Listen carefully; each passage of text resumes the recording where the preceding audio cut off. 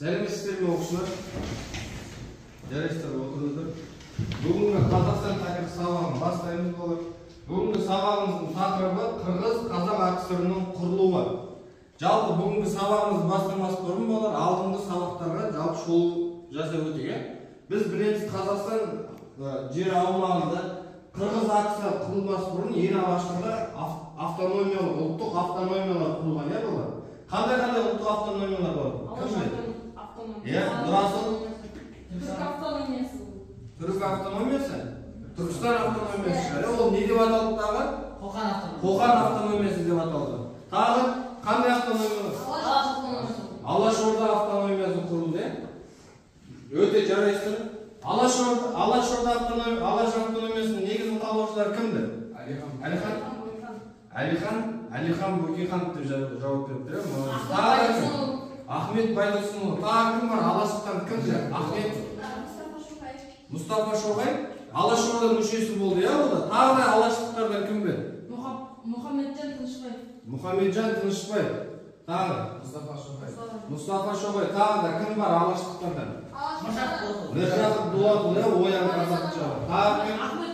Ахмет Байтұрсынұлы, ол ұстазы, иә? Тағы бізде алаштықтардан тағы кім? Біздің Мағжан Жұмабаев, есінде тағы да Шәкәрім Мұхамедұлы. Тамаша, өте жарайсыздар.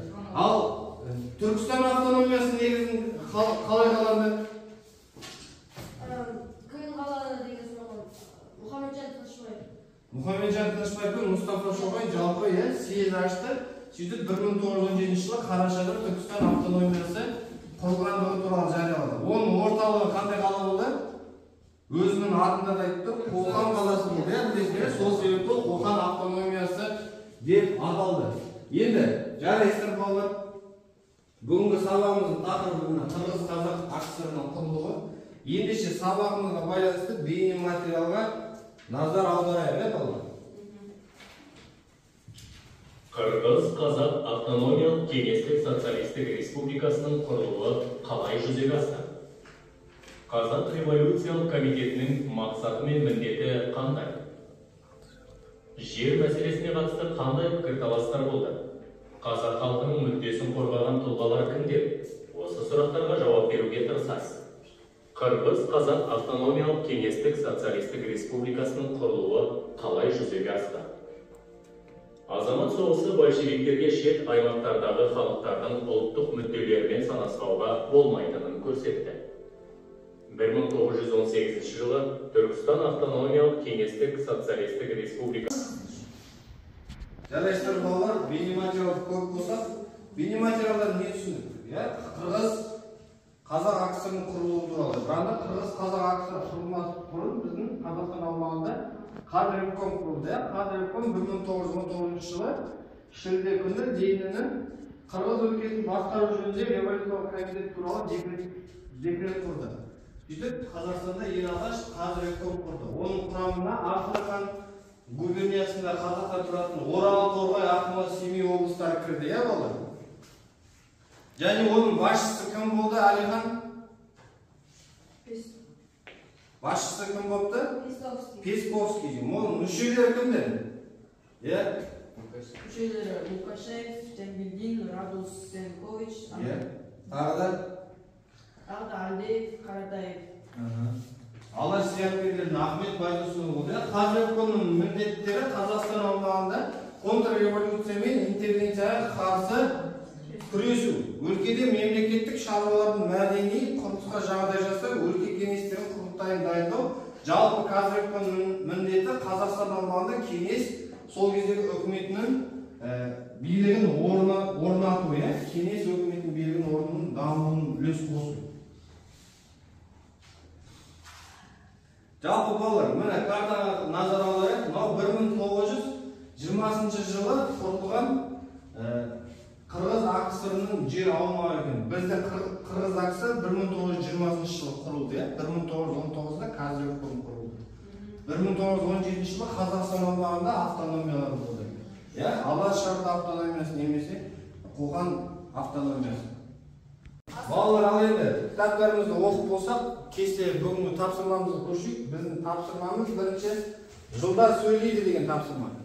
Иә, балалар, мына жерде жылдар көрсетілген уақыт мерзімдермен сіздер жалпы білесіздер.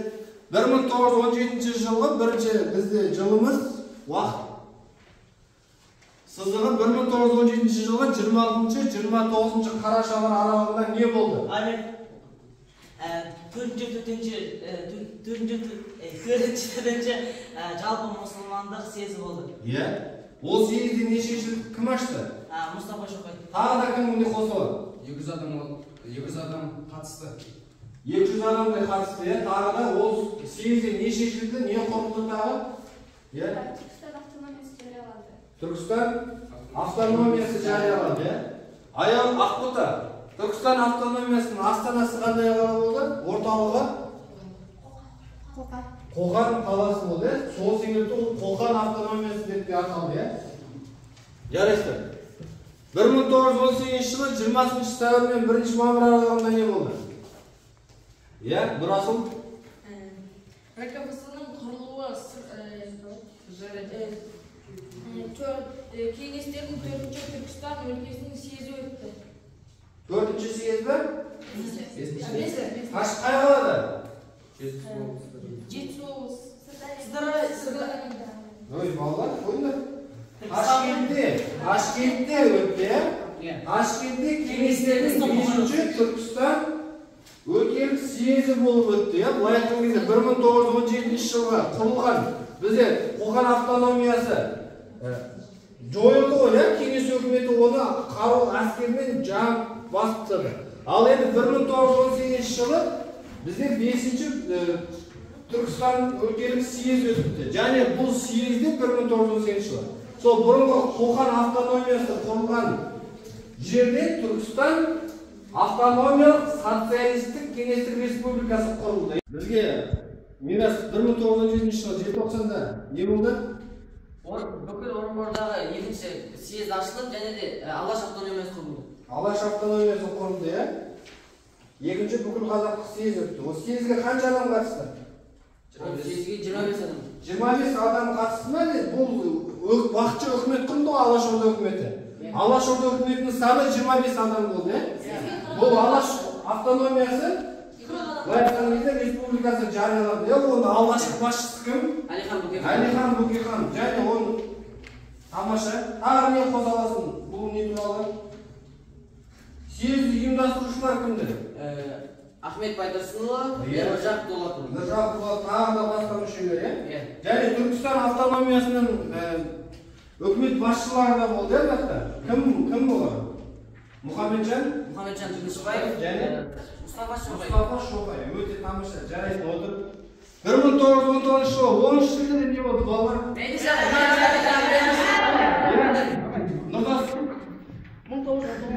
жылы 10 шілдеде Қырғыз қазақ өлкесін басқару үшін Ленин қол қойды. Иә. Былай айтқан кезде не құрылды ол күні? Неге қол қойды Ленин? Қазіреком құру туралы жарлыққа қол қойды 1913 шілдеде. Иә, былай айтқан кезде Қазақстан аумағында Қазревком құрылды. Қазревкомның міндетін айтты, иә, ол сайлау ұйымдастыру Қазақстан аумағында кеңес үкіметінің орнығуын жалпы атқару. Иә? Қазревкомның басшысы кім сайланды? Нұрасыл? Петровский? Дұрыс па балалар? Кім? Песковский. Тағы да қандай мүшелері болды? Мен. Жангелдин болды, иә? Лукашев. Тағы. Ахмет Байтұрсынұлы, тағы. Мендешев, тағы кім болды? Тамаша, жарайсың. Кім? Қаралин, тамаша. Ал енді 1920 жылы, отыр Нұртас. 1920 жылы 26 тамызда не болды, балалар? Иә, Ахмет. Ол күні Қырғыз қазақ автономиялық кеңестік социалистік республикасының құру туралы жарлық шықты. Иә, 1920 жылы 26 тамызда Қырғыз қазақ АКСР құрылды. Жарайсың, Ахмет, отырағы. Балалар, біз келесі тапсырмамызға көшейік. Келесі тапсырмамыз бізде картамен жұмыс.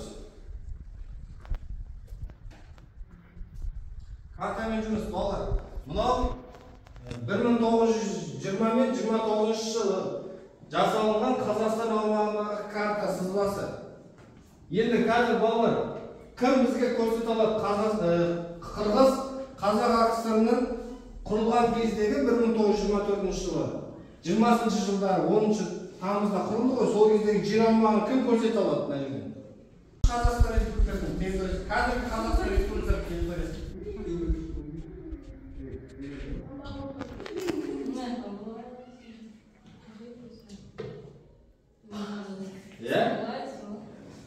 Қазіргі Қазақстан территориясы ма? Балалар қара. Сен қазір көрсетіп тұрған территория бұл Қырғыз АКСР-ның территориясы болған. Қазіргі 2023 жыл мекен етіп жатқан қазіргі Қазақстан территориясы. Бізде мынау бұрынғы Бөкей ордасы, мынау Орал облысы. Міне ол кездегі 1920 жылы Орынбор біздің Қазақстан астанасы болды, дұрыс қой, ә? 1920-дан 24 жылға дейін Орынбор Қазақстан астанасы болды. Қазір Орынбор біздің Қазақстан аумағында ма?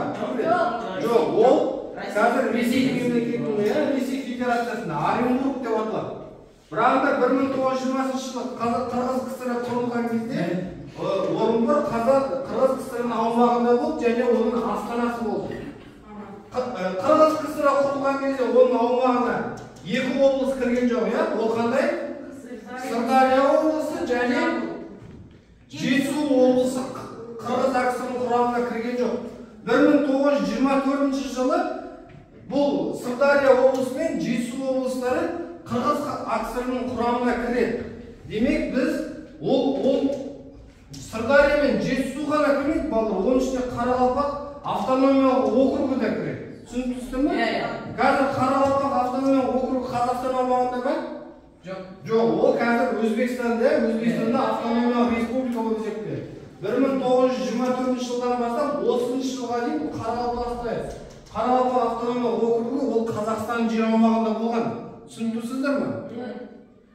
Енді 1925 жылы Қазақстан Қырғыз АКСР деген қазақ зиялылары сол кездегі қазақтардың өздерінің төл атауын алуына септігін тигізеді. Сөйтіп 1925 жылы, балалар, 1925 жылы қазақтар қайтадан өздеріне төл атауы қазақ деген атауын алады. 1925 жылдан бастап бұл жер Қазақ автономиялық кеңестік социалистік республикасы деп атала бастайды. Қазақ деп, түсіндіңіздер ме? Оған дейін Қырғыз деп атала бастады. Ал енді екінші астанасы 24 жылға дейін болды дедік. Орынбор, иә? Орынбордан балалар, Қызылорда, қазіргі Қызылорда, ол кезде Ақмешіт деп аталған. 1924 жылы Ақмешітке аударылады. Сол кездегі Қазақ АКСР-ның астанасы. Ол 29 жылға дейін болады. Үшінші астанасы қандай? Кім біледі, балалар? Білесіздер ме? Ол біздің Қазақстанның оңтүстігіндегі Алматы қаласы. Жарайсың, дұрыс. Алматы 1929 жылға дейін жылдан бастап Қазақ АКСР-ның астанасы болады. Біз бұл жерде айтып отқан мемлекет автономиялық кеңестік социалистік республика. Автономия деген өзіміз білеміз, өзін басқару деген сөз.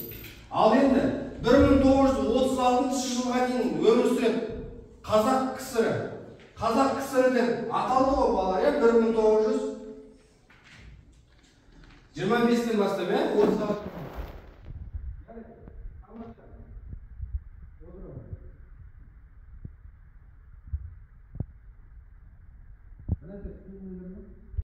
балалар, табағымызды қорытынды, квиз платформасы арқылы мен сіздерге қазір карточкалар тағып беремін. Сіздер бұмен танысыздар. Қазір тест сұрақтарын экранмен шығарамын. Жауапты осы карточкалар арқылы беретін боламыз, иә балалар?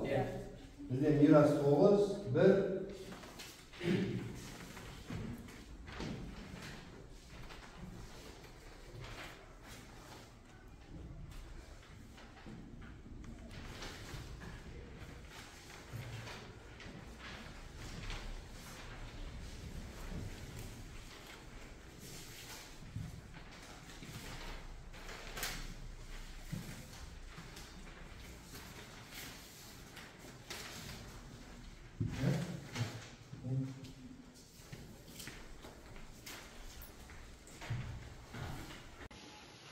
біздің сабағымыз аяқталуға жақын қалды. Сол үшін енді мына қорытынды тестілеу. Бәріміз білеміз, сіздерге карточка таратып бердім. Квиз бағдарламасы арқылы платформада бағалар боламыз. Сұрағымыз кетті. 5-ші Түркістан өлкелік съезінің шешімі балалар. Жауаптарыңызды карточкамен көрсетсеңіздер болады. Барлықтарыңыз дайынсыздар ма? Онда сканерлейміз, Тамаша, жарайсыздар. Жарайсыздар. Келесі сұрақ бізде екінші бүкіл қазақ съезінің шешімі. Екінші бүкіл қазақ съезінің шешімі қандай болды? Дайынбыз ба? Дайын болсақ сканировать ете береміз. Жарайсыздар.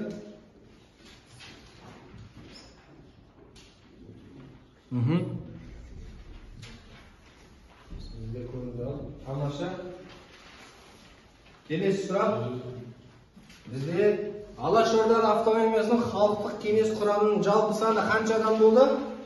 25. Біз оның бәрін өттік, біранда біз карточкамен жауап берейік, балалар. Тамаша, жарайсыздар. Тамаша. Бізде 4200 ұпаймен 9-ші нөмірдегі ойыншы кім? Мирас, жарайсың. 11-ші орындағы кім? Ахмет, жарайсың. 12-ші нөмірдегі ойыншы кім? Бізде. Ақбота сен ба? Тамаша, жарайсың. 36, 7, 1, 13, 3, 4. Кімдер қолдарыңыз көтеріңіздер? Нұрасыл, Нұртас, Нұрасыл, Шадияр, Ерсұлтан, жарайсыңдар, өте тамаша. Келесі сұрақ. Алашорда үкіметінің басшылық қызметіне түскен кандидат қате жауабын дауы берді.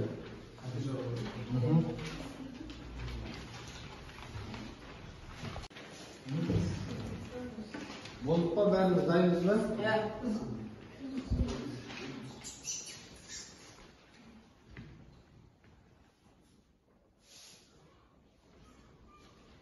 Жарайсыздар.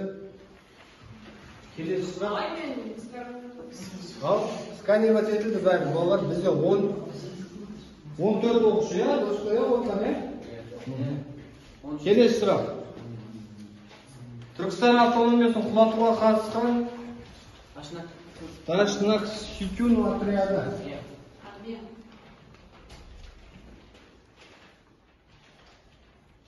Жарайсыздар. 13 тоқтаңдар. Бер қарай қаратыңдар, маған қарай. Өте тамаша. Сабаққа жақсы қатысыңдар. Бір нәрсе түсіндіңдер ме? Сабақ қызық өтті ме? Тамаша, жарайсыздар. Бүгінгі сабақта өте жақсы қатысып отқан Мирас, Ахмет, Нұрасыл, Нұртас, кім бар тағы бізде? Секілден Нұрасыл жақсы, өте жақсы деген баға қоямын сіздерге. Ақбота да жақсы отыр, Ислам да қатысып отыр, Ерболат, Мағжан, Ерсұлтан, сендерге жақсы деген баға қоямын. Қалғандарыңыз үндемей отқандарыңыз үйден тағы да дайындалып болды, кішкене белсендірек болыңдар. Жарай ма? Осымен біздің сабағымыз аяқталды. Келесі үйге тапсырма сіздерге. Осы Қазақстан аумағын, осы 22-23 параграфты оқимыз балалар. Және Қазақстан аумағында құрылған мемлекеттер туралы есте жазып береміз. Алаш автономиясы, Түркістан автономиясы, Қазақ КСР, КСР туралы, есте болғанда өздерінің ой түйіндерді жазасыңдар. Тамаша болды, жай.